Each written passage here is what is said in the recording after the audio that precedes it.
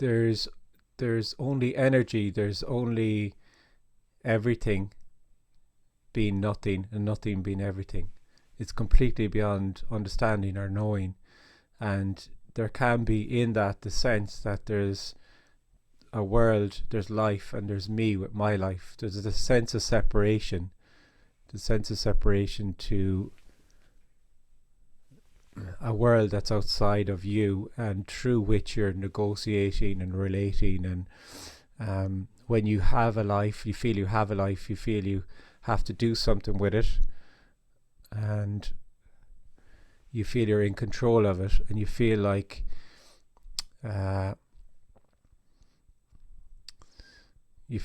there's other people in the world. There's you and there's other people to whom you have relationships, and there's other things, and basically you're born and you're moving towards your death. And there's this sense of being separate, can be everything and anything. It can be satisfactory in the story, it could be very dissatisfactory, it could be very unhappy, it could be very happy. All of this, it could feel, life could feel very full, life could feel very empty. Everything appears to happen for apparent people, but under all of this there's an invitation, there's a constant invitation to see that there's only what's appearing to happen, and there is no separate you, and there never has been. And this yearning the person has, the individual has, is manifested in countless different ways, from making lots of money, getting power, being somebody, being spiritually enlightened, so on. And all of these endeavors are really to get something, because there's a sense that if I get something, I will be somehow complete. Maybe it's an experience that I can integrate into my life and make permanent. Maybe it's a state that I can make permanent. Maybe it's material, and I can have all material comfort. Whatever it is, it's this sense of filling a void. And usually the person wouldn't conceive it like this or think about it like this, but there's a sense of trying to get something to make yourself whole and complete. And what's being shared here is that actually what's being yearned for always is not about getting anything. It's that there is no body, there is no separate you. So in fact it involves an apparent loss of that sense of being separate, so that there's a world and there's you.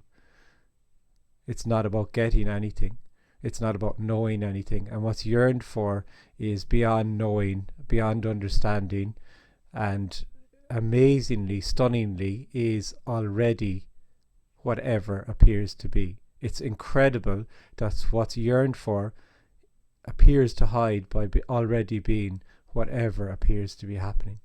It's absolutely stunning. So that's what's been shared from nothing. And if there's a question or something arises, you can put your hand up. This is really an energetic communication. It's not to do with any kind of knowing or understanding. If you feel you're going to get something here, then it's not being heard. There's nothing on offer here, and there's nobody being spoken to, because there's just energy. There is no separate individual already. So nothing's going to happen. You're not going to fall away, because you're not there to fall away.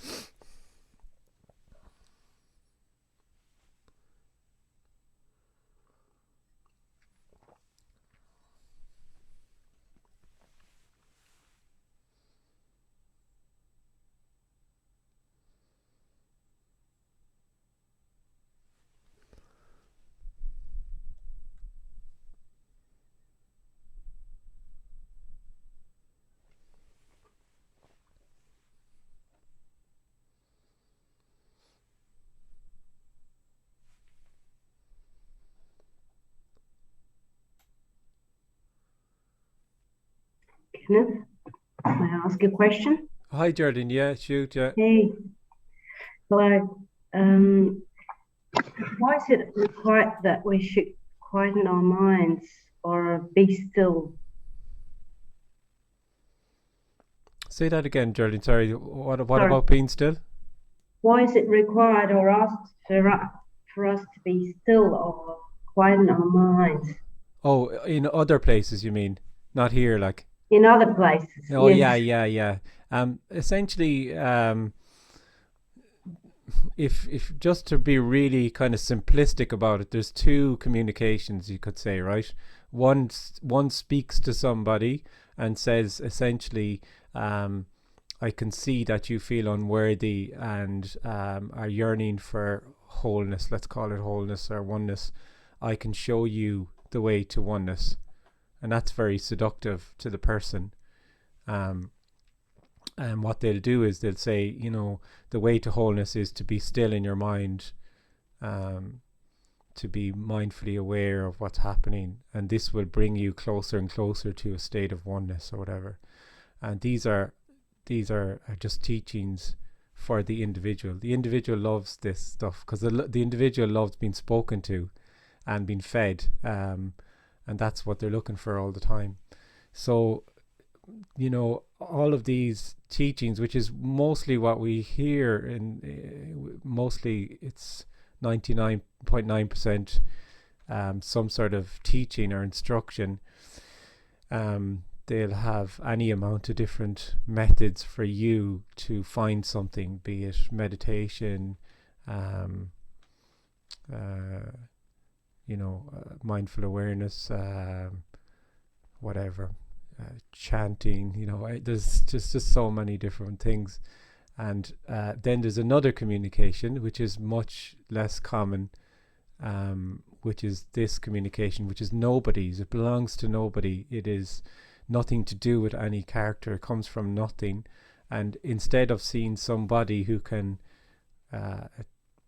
achieve oneness or go to oneness, it doesn't see anybody, because there is only already energy, which is nothing being everything. So there is already no separation. There is no separate person. And that's what's shared. That's what this is a sharing, a description, not a prescription. There's nothing prescriptive in this. So anything that tells you to still your mind is just utter nonsense. Because who would do that? Who is it that could still their mind? Who is it that has a mind to still? The person loves all of that, though, and there's nothing right or wrong with any of that. Some of that is very, it's very appealing to some people, and that's what's happening. That's what's appearing to happen. They want to try and still their mind, and that's what's appearing to happen. And they may or may not have a sense that doing that will get them somewhere. This is saying that there is nowhere to get to, and there's no you to get there. There's simply just what's appearing to happen, and it is that you don't have a mind. There is mind, there is speaking, there is sounds, there is sensations, there is whatever appears to happen, and there is no you in there, and there never has been.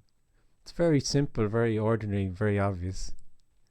That's the genius of it, really. That's how it appears to hide.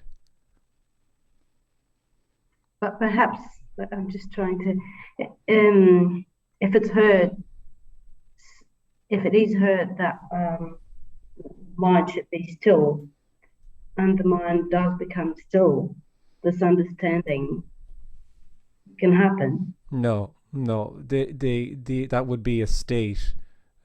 So if someone feels that they've stilled their mind, they're in some sort of a state that they feel that they have a still mind. Then none of that would be. There's nothing that can.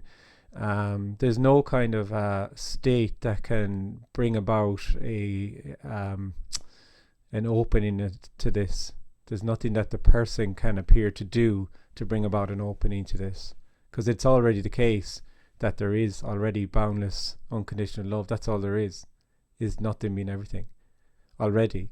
So if you feel that you can do something to bring about an openness to this, all that's happening is a reinforcing of the sense that you are a separate individual who can do something. Yeah, there's guilt that I can't do it, really, rather.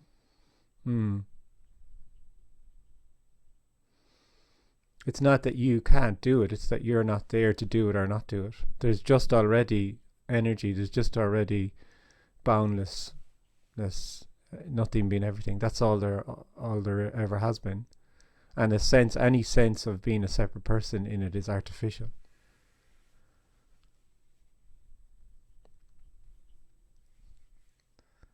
Any sense that I need to still my mind is just a rejection of what appears to be in favor of what might be something other than this. So this isn't quite it. So if I have a stiller mind, then I'll be there.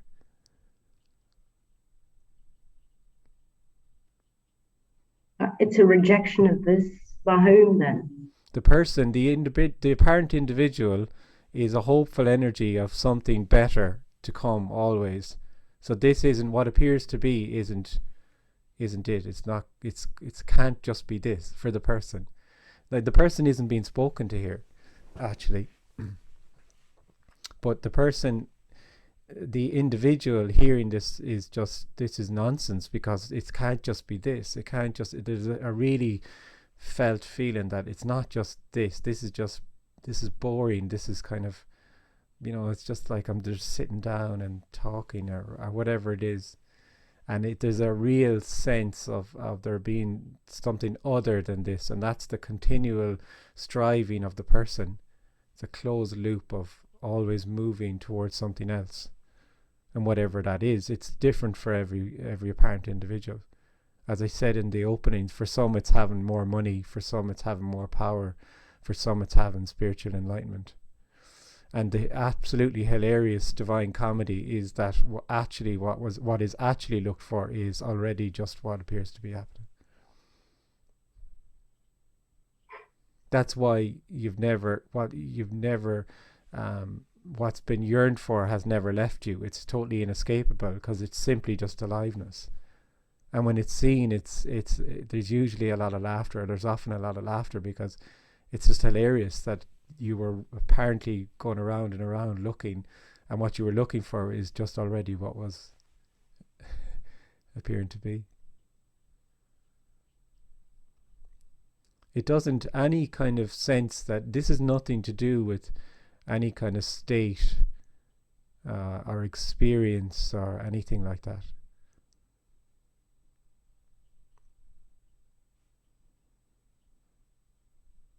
How come there's so many schools and religions? It's just in the story. It's just in the story that speaks to a person. There's an infinite amount of different stories within the story of you, or that are come down to the story of you, the story that you are a separate person. And the question that comes is, why am I separate? Why have I lost wholeness? And then the answer then is any amount of answers. Oh, you've lost wholeness because of this and that, and I can bring you to wholeness. And then that's the one that the person wants. He wants that kind of narrative, and because it feels very safe in that there's a kingdom of heaven, and if I'm really good, I'll get there. Because that just feeds the sense of being separate, that I am a person, and that I am unworthy, and that maybe one day I'll get there. So they all boil down to the same thing, that they're all speaking to somebody who can do something to get somewhere.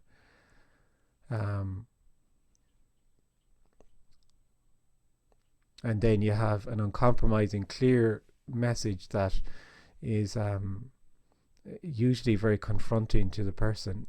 Usually very the person doesn't want what's being shared here at all, and the person isn't being offered anything or even spoken to, because there is no person. And actually what it is that this can resonate. This can just resonate, what's being shared, and it's very obvious. There's just rain, sensations in the body, sitting, whatever appears to be. That's all there is. But then there can be a sense that there's me seeing the rain, me hearing the rain, me sitting on the seat, me having a thought, me having a sensation in my hand, so on, so on, so on. This sense that there's a person in there that's experiencing everything. It's a really lived reality for the person. So what resists it exactly? What? Sorry again? What resists it, or what is resisting it? What is resisting what's being yearned for? Mm. Yeah, so it's the person is just being a person. So the person is just a closed loop of energy, just being an individual. So the person just what is individualizing, if that's even a word, and so has no interest in what's being shared here, and it's not the person that's been spoken to. Person can't even hear what's being said here. Really, it'll just turn it into something. So the paradox is that what's being yearned for actually is your not being there, is your own absence, and that's what's feared most, is your own absence. Because the person obviously doesn't want to not be a person. So there's the resistance, the energetic sense of being a person. Now it's when I say all of this, it's always apparent. Like there is no actual separate person. There never has been. But it's the appearance of it, the energetic sense. It's a lived reality for the person. And then when it's no longer there, it's seen that it was never real and it never even started. It was an appearance.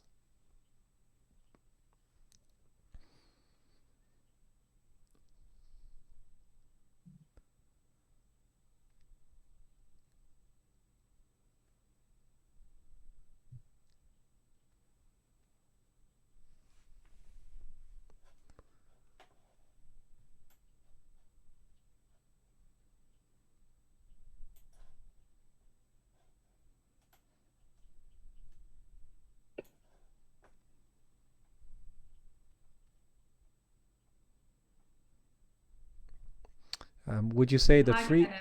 Oh, hiya. Oh, hi. Sorry. Go. You can go ahead. No, you go ahead.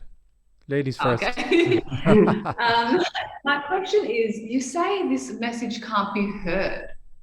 By the individual. Because all the other messages that I used to hear, because my husband and I started listening to you a few weeks ago, all the other messages that we used to hear for about a year or so, they're so distorted, we just cannot listen to them anymore. Yeah. So there's something here that is being heard. Yeah, but it's not the individual that's hearing it then. What you are is nothing being everything, which is resonating with what's being shared here. Not you as a separate person, because the artificial individual can't hear what's being said here, because it can only turn it into something that they can use, or it's not resonating with you is another way of putting it, because there is no you, and there never has been. So there's no difference to what I'm hearing to what you're actually saying. There's no difference to what you're hearing from what you're hearing to what I'm saying. I don't really understand. So there's not a misunderstanding there's no misunderstanding. It's just not clicking, or I don't know. Yeah, there's just something, because I'm like, I feel like I really do. Obviously, I feel like I really listen to every word that you say. Yeah. So it's that I wouldn't get bogged down in it. Like there's a sharing, right? And it's resonating there. That's the way I would put it. So what's being shared is resonating in a way that's not even describable. You can't describe really how it's resonating, but it's just resonating. What I'm saying is that has nothing to do with you, or the when I say you, is you as a separate individual, because you as a separate individual is just a story. Do you see what I'm saying? Yeah. And then what's actually the way it is that it's shared from nothing, and it just resonates as it resonates. It's heard as it's heard, and there's no agenda whatsoever. So for some it resonates very clearly and very it just totally resonates, just very obvious. And as you said, it contrasts very much with other communications which speak to somebody, which you can, and when this starts to be heard, usually the other one you can't even listen to it. Like you said, it just sounds even people, for Kenneth, what happened was I was listening to all these people, and then I heard the open secret, and then I suddenly energetically could not listen to them anymore, the other people. And for a little period of time I couldn't even understand why. I didn't understand why, because I thought they were actually saying more or less the same thing. Just for a few weeks or so I thought but I just was completely drawn to and resonating with the open secret, but then the other ones just did absolutely nothing for me at all. I couldn't listen to them. Yeah, that's exactly what's happening. Yeah, I actually feel like a little nauseous by some of the I just feel repulsed. I'm like, why are you saying that? It just doesn't feel right. And I realized it never did. I will just shuffle through all of these, gurus so quickly, because it just, I just absorbed all the content. I was like, oh, it's not right. And once again, it's just not right. And somebody else, it's just like, this is not it. Like, I don't know, there was something that always felt like, no, that's not, I guess, the truth. But yeah, since discovering you, we've just been like obsessed. Yeah, it's completely indescribable. It's stunning. It's absolutely stunning, and it's nobody's communication. It's nothing to do with Kenneth. It's nothing to do with any character. Anywhere it's coming out in a very clear, uncompromising way. It has nothing to do at all with it comes completely from unknowing, and from that unknowing, it's there's a boundlessness to it. It's just indescribable, as opposed to somebody who's speaking to you and addressing you and telling you what to do to get somewhere. I mean, that's energetically, that's just bleh.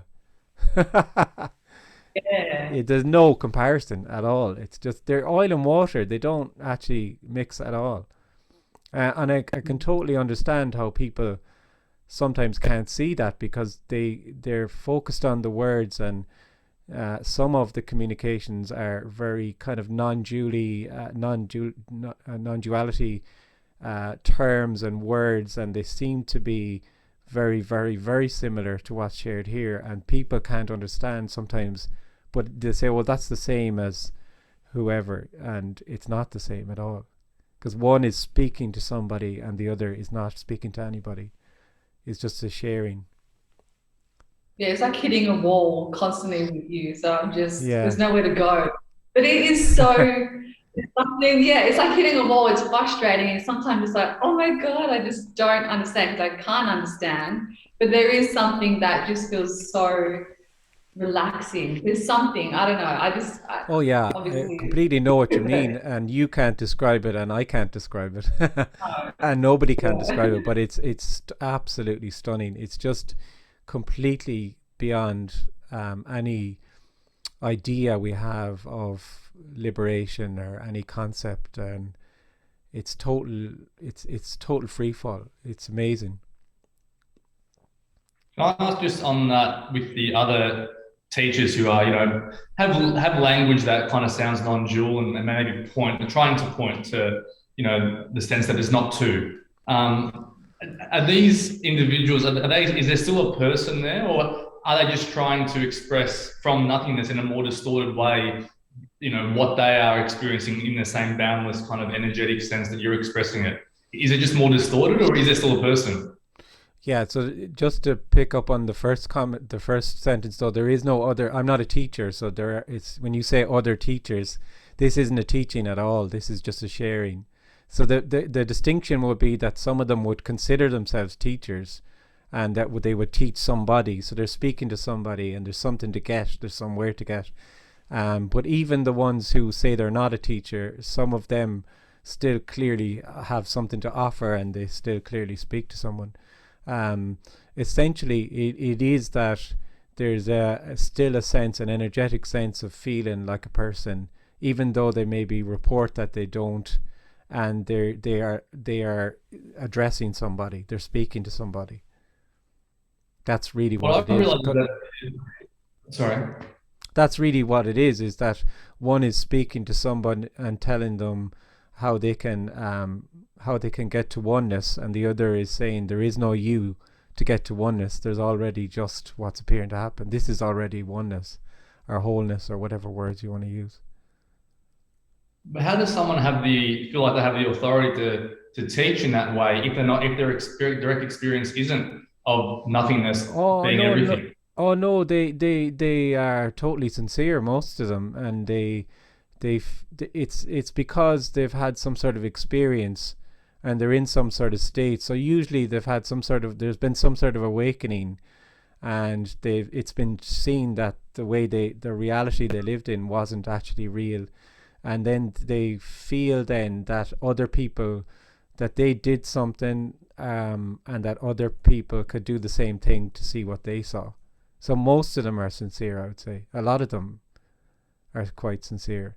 And then and what happens then is the energy of being the person, when they hear that communication, that they are drawn to that, and they energetically, for their individualism or individuality, it's fed in some way by what's being said, and they feel comforted or whatever. There's nothing wrong or right with it.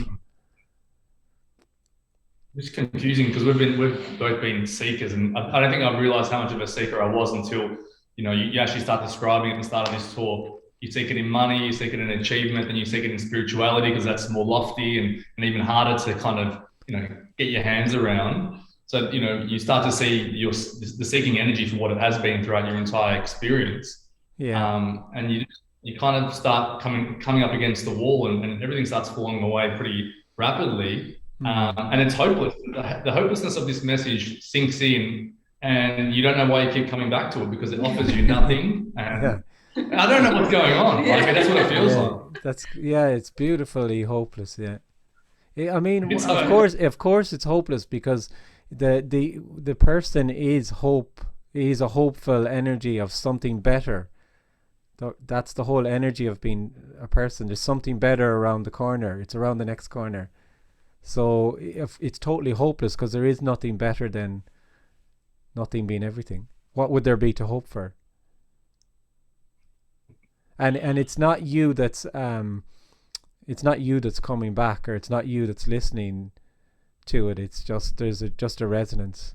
There is no you at all. And it is totally unknowable. It is actually what's appearing to happen is nothing being everything being nothing is completely so immediately just what appears to be. It's totally unknowable. It's only the person that lives in a closed loop of knowing, from that sense that there's life and then there's them. So it's in that sense of being separate to everything, they abstract a sense of knowing what's happening, and that's a dissatisfactory way to be. There's something very dissatisfying in it, and that's the yearning then.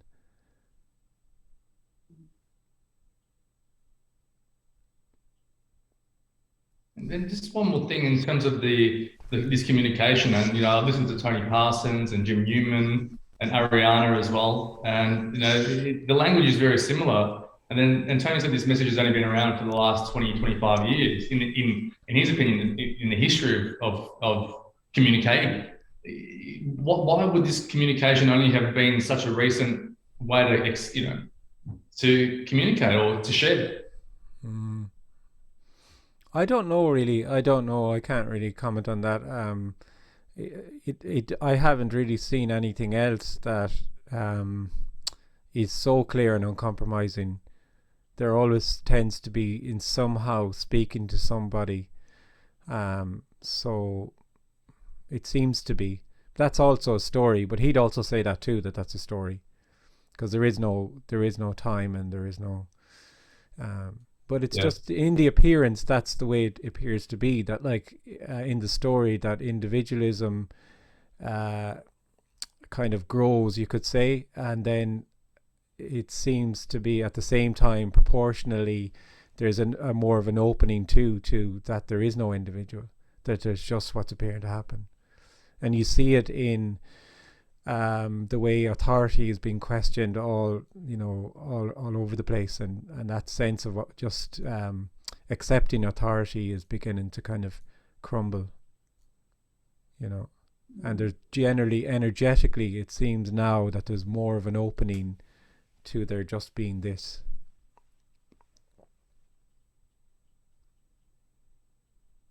Thank you. Thanks a lot. Thanks, guys.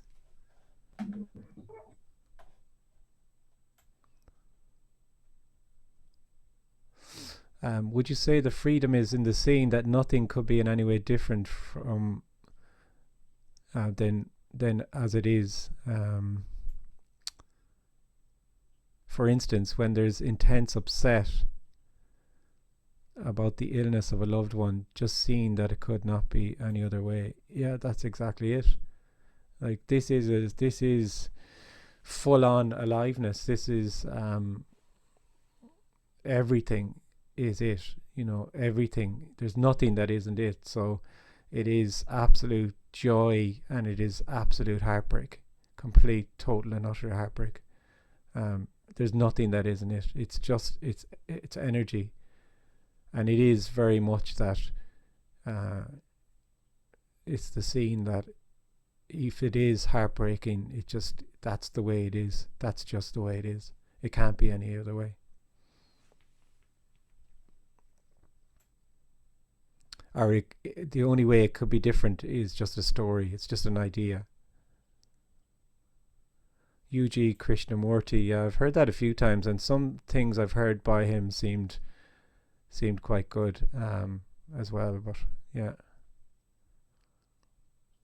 I don't really know enough about him to kind of try and point out where maybe it was anything other than clear.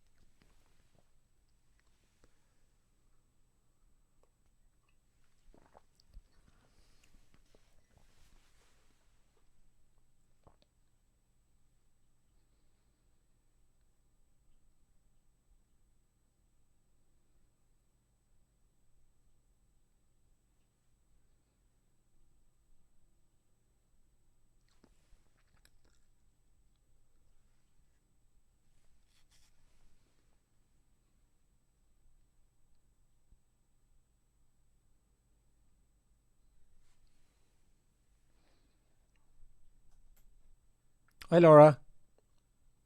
Hiya. Nice shirt. Thanks. So when you were just saying that this, let's say, questioning of authorities is happening, so this is like so much resonating, because I feel this belief in authority is so making this alive energy a bit like stiff in in human beings. So, and it's like this. Oh, it just feels like it wants to just bubble up and just boom, be here, or whatever wants to it just wants to boom out, whatever comes up. And this belief in authority is somehow, I feel, it's constricted and contracted, yes. And it's an aspect of apparent separation. Yes. That's what it is, because there's a sense that I'm a little old me and there's a world out there, so there must be a higher something. Yes. So we look to that in a higher authority and a higher a higher God and a higher everything. You know, everything is, there must be, there has to be. It's completely makes sense, because Yes. if there's me and I'm just little old me, like there has to be something greater than me. Yeah. And the big joke is there is no little old me. Yes. There never has been. Yes. There's just energy. And that's that boundless freedom that's been pointed towards, the inexpressible, unknowable, boundless freedom, is just already the case. It's amazing. Yes, it's like, Yeah. oh, champagne bottle. Boom. Yeah, there you go. That was your cue to just pop the bottle there, Laura. Just pop Yes, yes, and listening to this message this resonance, it feels like being I don't know the English word, tickling, like when somebody is tickling you and you need to go. tickling, yeah. Yes, it feels like a tickling from inside in the Yeah. body. It feels like energetically being tickled from inside. Yeah. That's an amazing. That's yeah, it's great fun actually. Yes. Yes. Yeah. Very good. Yeah. Yeah. And so this is maybe a too personal question, but has your day-to-day life in any way changed? You are married, you have kids, you had a job. Did it still continue to happen? Yeah, I still have a job apparently. Mm-hmm. I don't have anything, and Yes. there's no day-to-day life, you know. There's just what appears to happen, and it's not any way different than anyone else, except that for apparent other people, they think that they have a life and they have a job and they have a wife and they have kids, whereas there's just a job happening, husbanding, fathering, whatever. It's the exact same. It's so remarkably ordinary what's being shared here, and obvious. It's too obvious. That's the problem. It's continually overlooked. So when this is shared, invariably people, it's heard as though Kenneth has something that they don't, and that's just impossible to, no matter how much I say, I don't have anything you don't have, or it's anyway, it's heard as it's heard. So it's just the character is just the character. It's just everyone has a different kind of flavor, if you want to put it that way, and the character is just that there, and there's just what's appearing to happen. Whereas when there's a sense of there being a person, it's not just the character. There's the persona. There's the energetic sense of feeling like I am a person who has a life and has control over that life and is moving in time and space and is relating to other people, and there's all this kind of this big layer of that, of energetically of that, over what appears to be happening. And Yes. when that appears to fall away, then it's just seeing that it was never real, it was never there, and it was always just working or playing or whatever appeared to be. That you were never there actually in any of it. It's amazing that you were what's yearned for has never been. It's inescapable. It's always just the case. It's that energetic sense that you're there, that you are a person, that makes it feel as though there's something missing. Yes, and what's sensed here is that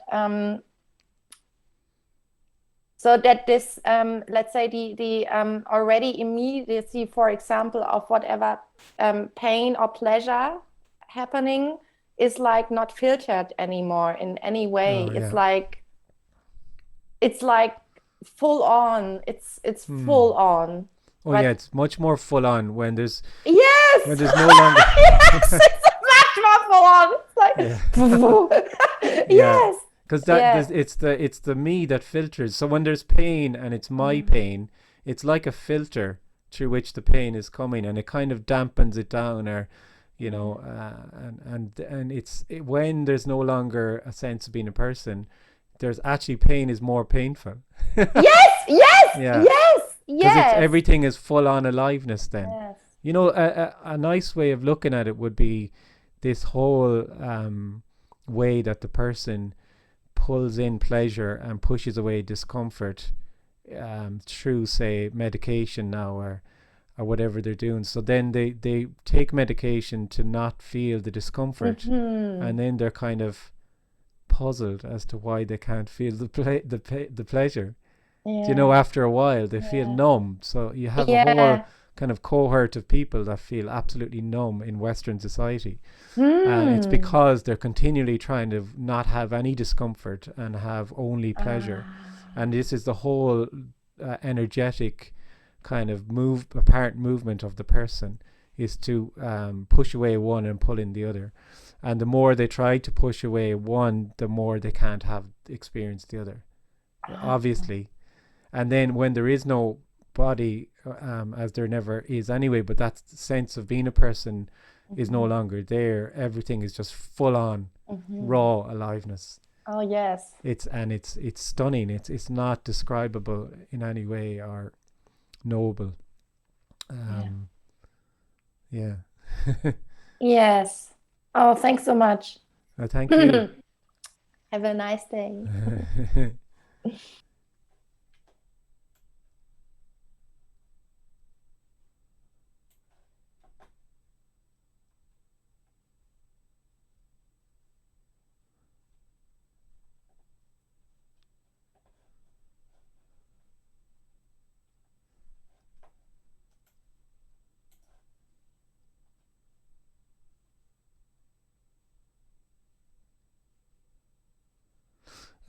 Wishing for things to be different is also the way it is and could not be any other way, or amidst intense heartbreak, trying to calm down or reduce anxiety.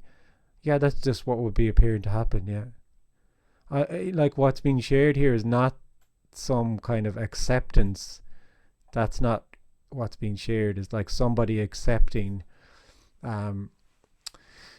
It can sometimes be heard like that. So what you're saying is that this state of kind of acceptance of whatever is appearing to happen. So there's heartbreak, so I should just accept the heartbreak and not try and calm down or not be anxious or whatever. And that's not what's being shared. This is not a state, any kind of a state, or anybody who's accepting anything, or it's just utter free fall.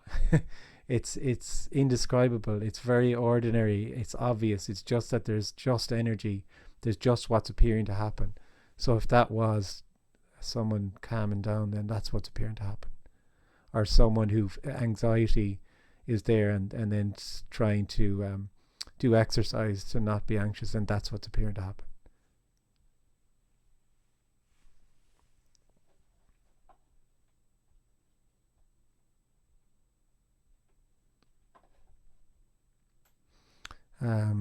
Hi, Kenneth. Is memory affected by loss of interest in the character? I would say here that memory was, in one way, was affected because things aren't really held on to in the same way as when you feel like a person. So something is said. Sometimes I have it in my talk. Someone says, "Can you just say that again?" And I can't say it again. I literally can't. It's just, it was there and it's gone. So it's because that sense of being a person, it's the person who kind of feels that there's something happening, and they feel that there's something happening because they feel that they're there and there's something happening to them, really, in a very kind of linear way in time and space. So it's very sequential, and one thing happens to me and then another thing happens and then this happened, and then that narrative of being a person who has a life is memory is an intrinsic part of that, because I remember when this happened to me, and I remember when he said that, and I remember when they said that and did that. So it all kind of weaves the narrative of who we are. And when that narrative collapses and it's just seen as a story, it's just a story, that's all it is, then yeah, memory can be a bit different in that way.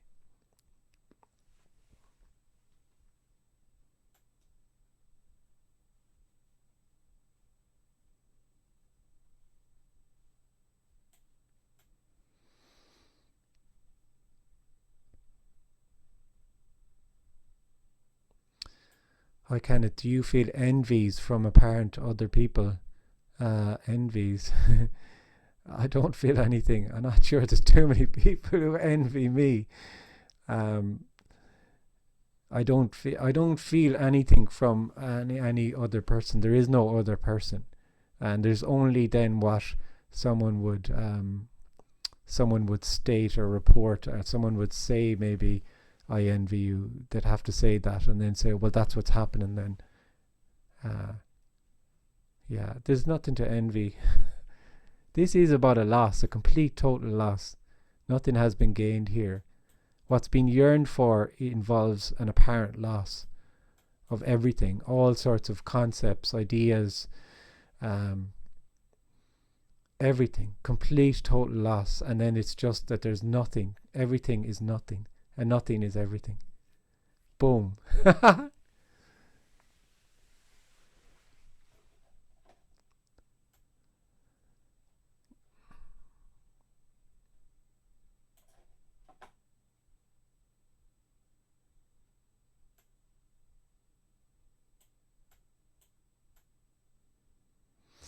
When there's no me, can there be lying, stealing? And there can be whatever. Yeah, I can't say what there would be or there wouldn't be. It's certainly not a state. So if there's no sense of me any longer, it's not that someone is in some sort of state where they only good things happen. I mean, that's pure dualism. There's just the character, and there's just what appears to happen. If someone is grouchy and cantankerous, and then they no longer feel like a person, this cantankerism will just continue, probably. It's everything. It's not. Yeah.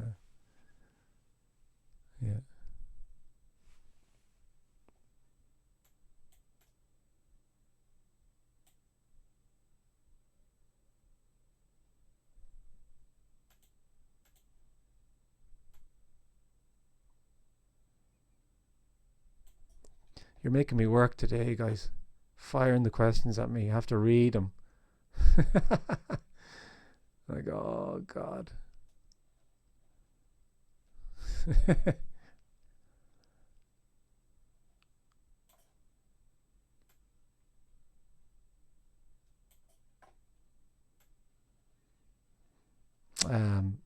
When there is no me, can there be line? Oh no, I read that one already. Sorry, there was another one under that. Does everything become a lot lucid and sleepy? I'm not really sure what that means. It doesn't really become anything. It's if we go back to what we were saying earlier, that the me is like a filter. You could also say the me is like a veil.